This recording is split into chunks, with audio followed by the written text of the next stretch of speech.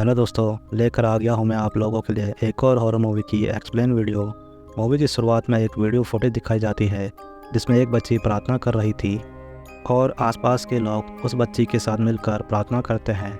इसके बाद से उस बच्ची को सभी चमत्कारी समझने लगे थे। फिर 10 साल गुजर जाते हैं जहाँ वो बच्ची अब बड़ी हो चुकी थी और अब वो एक सिस्टर थी तो जल्द ही नन की शपथ लेने वाली है। उनका नाम नार्सिसा है। जिनसे मिलने सिस्टर होलिया आती हैं और हमें यहाँ पता चलता है कि सिस्टर नार्सिसा कॉन्वेंट में पढ़ाने के लिए आई हैं। इस कॉन्वेंट में गरीब परिवार की बच्चियों को मुफ्त पढ़ाया जाता था। यहाँ सिस्टर नार्सिसा मदर सुपीरियर से मिलती हैं जो उन्हें देखकर खुश होती हैं और उनका स्वागत करती हैं।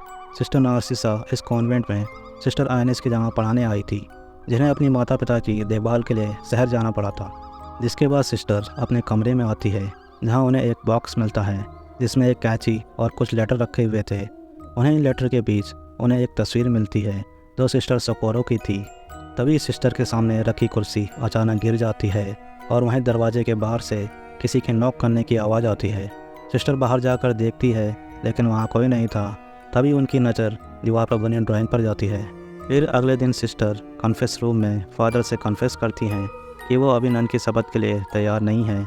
फिर सिस्टर क्लासरूम में आती हैं और वहाँ पढ़ाने वाली बच्चियों को अपना नाम बताती हैं। उन्हीं बच्चियों में से एक लड़की जिसका नाम रूसा है वो सिस्टर से परमिशन मांगती है बाहर जाने के लिए क्योंकि उसने वहाँ सुसु कर दी थी। रूसा के जाने के बाद उसकी बड़ी बहन भी सिस्टर से परमिशन लेकर वहाँ से चली जाती है।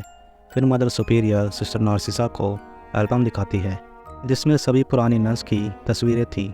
यहाँ सिस्टर नार्सिसा को कुछ गलत लगता है क्योंकि उनमें से एक नन की तस्वीर गायब थी जो उन्हें मिली थी अपने कमरे में, जिनका नाम सिस्टर सोकोरो था। और उनका नाम लेते ही कमरे में रखी कुर्सी अचानक गिर जाती है।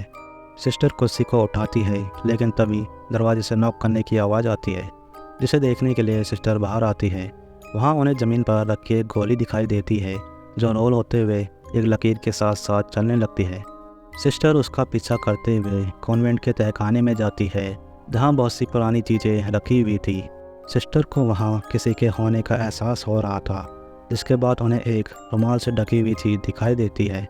रुमाल हटाने पर उन्हें वहाँ एक हाथ मिलता है जो वो मदर सुपीरियर को दिखाती हैं। मदर सुपीरियर उन्हें बताती हैं कि ये हाथ सेंट मार्था का है जो जंग के बाद से कहीं गायब हो गया था। जिसके बाद वो सभी प्रार्थना करते हैं। फिर रात में सिस्टर एक अन्य सिस्टर को किचन में काम करते हुए देखती हैं तो उनके पास आती हैं उनकी मदद करने के लिए। फिर वो सिस्टर नार्सिसा को कुछ खाने के लिए देती हैं जिनका स्वाद सिस्टर नार्सिसा को कुछ अजीब लगता है। ये देखकर दूसरी सिस्टर ज़ोरों से हंसने लगती है क्योंकि सिस्टर नार्सिसा ने जो खाया था वो आँखें थी। तभी वो दूसरी सिस्टर पीछे जाने लगती है और फिर वो अपना हाथ हटाती है अपनी आँखों से जो गायब थी। ये देखकर सिस्टर चीखती है और उनकी नींद से आँख खुल जाती है क्योंकि उन्होंने एक बुरा सपना देख लिया था। फिर सिस्टर नार्सिसा और सिस्टर के साथ मिलकर प्रार्थना कर रही थी जहाँ उन्हें अपने हाथ में खून दिखाई देने लगता है और इसी के साथ वो अपने आप को हवा में उड़ते हुए देखती हैं। लेकिन ये सभी सिस्टर का भ्रम था। फिर रात में रूसा एक लड़की के साथ बाथरूम जाती है क्योंकि उस लड़की को अकेले जाने में डर लग रहा था।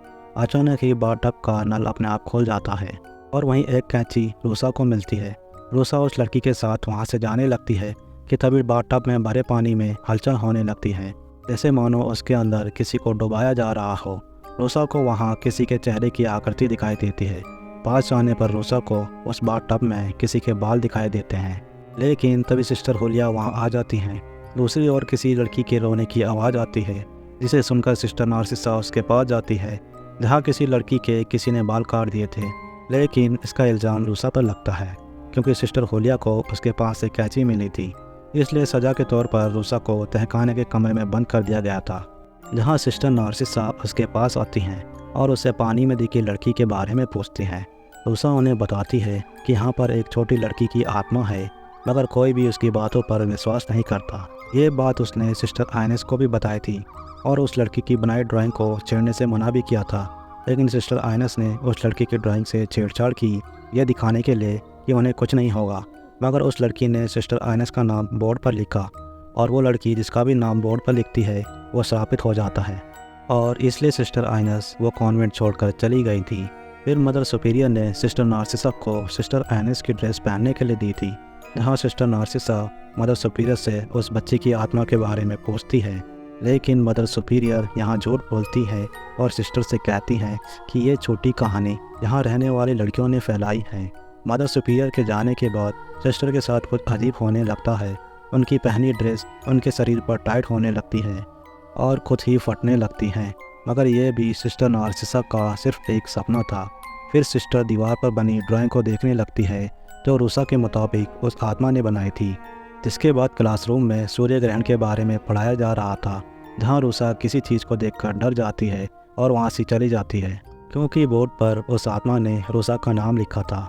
सिस्टर रूसा के पास आती है क्योंकि रूसा उस आत्मा को देख सकती थी और इसलिए सिस्टर भी उस आत्मा को देखना चाहती थी, जिसके लिए वो रूसा से मदद मांगते हैं।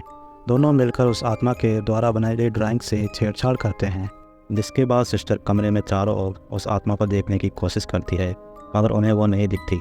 लेकिन रूसा को वो आत्मा दिखाई देती है जो सिस्टर के पीछे खड़ी थी। रूसा ये देखकर डर गई थी, इसलिए वो वहाँ से चली जाती है। रूसा के अचानक जाने के बाद सिस्टर नार्सिसा उसकी बहन के साथ मिलकर उसे ढूंढने की कोशिश करती है, जहाँ उन्हें कन्फेस रूम में रूसा की आवाज़ सुनाई देती है। सिस्टर उस केबिन को खोलकर अंदर आती है, जहाँ वो फंस जाती है क्योंकि दरवाज़ा नहीं खुल रहा था। तभी उन्हें फादर की आवाज़ सुनाई देती है। सिस्टर दीवार पर बनी जाली की ओर देखती है, जहाँ उन्हें कई आंखें दिखाई देती हैं और केबिन के अंदर ही कई हाथ उन्हें खींचने लगते हैं।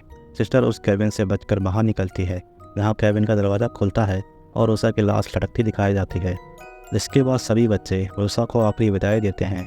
वहीं सिस्टर फोलिया नार्सिसा के पास आती हैं। वो रूसा की मौत का जिम्मेदार सिस्टर नार्सिसा को मानती हैं और इसलिए उन्हें बुरा भला कहती हैं।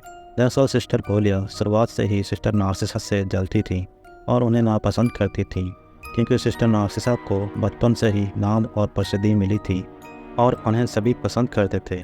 सिस्टर फोलिया की बातों में आकर सिस्टर कॉन्वेंट छोड़कर जाने लगती है कि तभी सूर्य ग्रहण लगने लगता है और सिस्टर नार्सिसा अजिस हालत में मैदान में बैठ जाती हैं और सूर्य ग्रहण को अपनी आंखों से देखती हैं।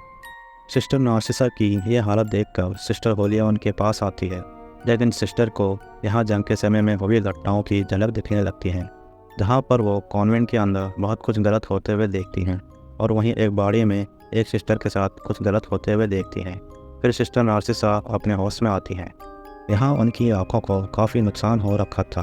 वो सिस्टर फोलिया और मदर सुपीरियर को उस कॉन्वेंट में हुई घटनाओं के बारे में बताती हैं और एक सिस्टर के साथ हुए गलत काम के बारे में भी बताती हैं, जिसे सुनकर सिस्टर फोलिया उन पर गुस्सा होती है। फिर सिस्टर नार्सिसा मदर सुपीरियर को एक बॉक्स खोलने को कहती है। इसमें उन्हें सिस्टर सोकोरो की फ़ोटो मिलती है, क्योंकि जिस सिस्टर के साथ गलत काम हुआ था वो सिस्टर सोकोरो ही थी और जिस कमरे में सिस्टर नार्सिसा रुकी थी ये कमरा उनका ही था। सिस्टर नार्सिसा आगे कहती हैं कि बाद में सिस्टर सोकोरो प्रेग्नेंट हुई और उन्होंने एक बच्ची को जन्म दिया और ये सारी बात सभी सिस्टर को पता थी और इसलिए उन्होंने ये बात चार दीवारी के अंदर ही दबा दी। फिर मदर सुपीरियर और सिस्टर फोलिया इस बात को लेकर परेशान थी कि सिस्टर नार्सिसा को सारी सच्चाई पता चल चुकी थी। जहाँ दूसरी ओर सिस्टर सोकोरो की आत्मा सिस्टर नार्सिसा के पास आती है और उन्हें अपने साथ हुई घटनाओं की झलक दिखाती है। जहाँ सिस्टर सोकोरो की बेटी की तबीयत खराब होने पर भी उसे डॉक्टर के पास नहीं ले जाया गया, क्योंकि अगर वो ऐसा करते तो उनकी सच्चाई सबके सामने आ जाती और इसलिए उन्होंने खुद ही उसके बुखार का इलाज करना शुरू किया। उसे पानी से भरे बाथटब में डाला गया ताकि बुखार कुछ कम हो सके। दूसरी ओर सिस्टर सोकोरो को उनके कमरे में ही बंद कर दिया गया था। बच्चे को ज़बरदस्ती बाथटब में डालने पर उस बच्ची का सिर बाथटब के किनारे पर लग जाता है, जिससे उसकी मौत हो जाती है और इधर सिस्टर सोकोरो को अपनी बच्ची की आवाज़ सुनाई देना बंद हो जाती है, जिससे उन्हें पता चल जाता है कि अब वो इस दुनिया में नहीं है और इसलिए वो खुद को फांसी लगा लेती है। अब सिस्टर नार्सिसा को सच्चाई का पता था, इसलिए वो सिस्टर सोकोरो की आत्मा को उस कमरे की कैद से आज़ाद कर देती है, जहाँ वो अपनी बच्ची की मौत का बदला लेना शुरू करती है और पहले मदर सुपीरियर को मारती है और फिर बाद में सिस्टर फोलिया को भी मार डालती है। जिसके बाद आखिरी में सिस्टर सोकोरो को अपनी बच्ची मिल जाती है और यहाँ माँ बेटी की आत्मा को शांति मिलती है। दरअसल सिस्टर सोकोरो की आत्मा शुरुआत से ही सिस्टर नार्सिसा को सच्चाई दिखाने की कोशिश कर रही थी कि उनके साथ इस कॉन्वेंट में कितना कुछ गलत हुआ है। फिर समय बीतता है और हम सिस्टर नार्सिसा को देखते हैं जो वहाँ पढ़ने आई लड़कियों से मिलती हैं और मूवी यहीं ख़त्म होती है।